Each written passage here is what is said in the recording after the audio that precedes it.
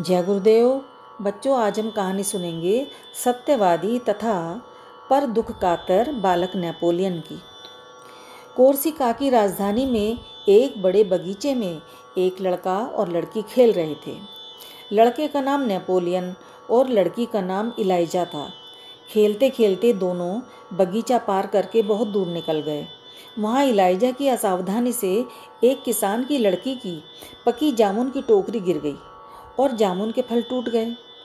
उस लड़की को रोती देखकर इलाइजा ने कहा, भाई चलो भाग चलें, जिससे कोई जानने ना पाए।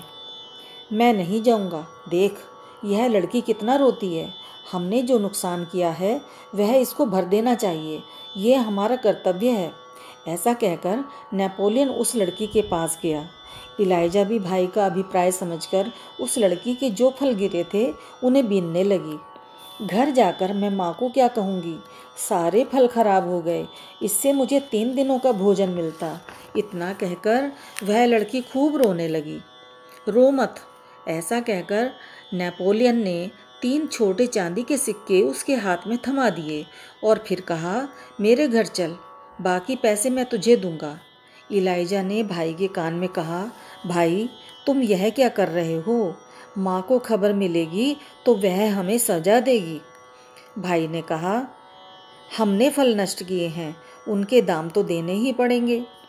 इतने में दासी के बुलाने पर भाई और बहन दौड़ गए। उनके पीछे अनजानी एक लड़की को आते देखकर दासी ने पूछा, यह लड़की कौन है? लड़के ने जवाब दिया, हमसे इसके कुछ जामुन के फल नष्ट हो गए हैं, माँ उसकी कीमत देगी, ऐसा सोचकर मैं इसको साथ लाया हूँ। घर के दीवान खाने में नेपोलियन की माँ मैडम लिटिसिया बैठी थी। नेपोलियन, इलाइजा, दासी और किसान की लड़की वहाँ पहुँचे। लड़कों की ओर मुँह करके वह बोली, खेलने जाते वक्त तुमको मैंने मना किया था कि बगीचे के बाहर न जाना, तो फिर क्यों गए?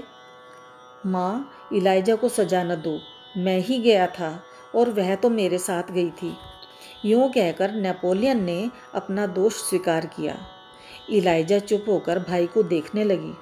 मैडम लिटिसिया का भाई भी वहाँ बैठा था। वह लड़के की इस सच्चाई से प्रसन्न होकर उसका अपराध क्षमा करने के लिए प्रार्थना करने लगा। डरी हुई इलाइजा को अपने भाई के बर्ताव से हिम्मत मिली और वह मामा का हाथ पकड़कर बोली, मेरी ही गलती से नुकसान हुआ है, भाई को कुछ ना कहना। उसके मामा ने पूछा, तुमने क्या किया है इलाइजा?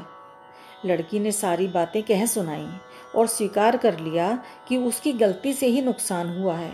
उसकी आंखों से आंसू बहने लगे, परंतु अपराध स्वीकार करने से उसकी माँ ने क्षमा कर दिया।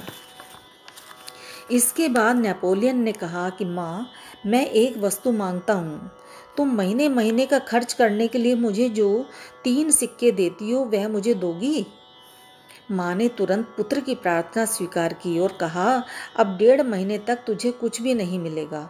नेपोलियन ने सिक्के लेकर उस फल वाली लड़की को दे दिए।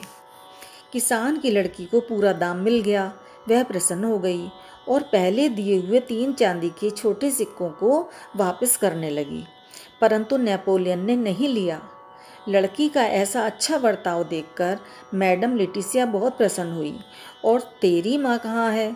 तुम कितने बहन भाई हो? तेरा घर कहाँ है? आदि पूछने लगी।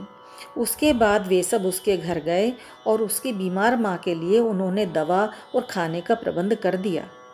तो बच्चों, ऐसे ही बालक बड़े होकर महापुरुष बनते हैं, जिनके अंदर बचपन से ही सच्चाई, सेवा और परोपकार के संस्कार होते हैं। जय गुरुदेव।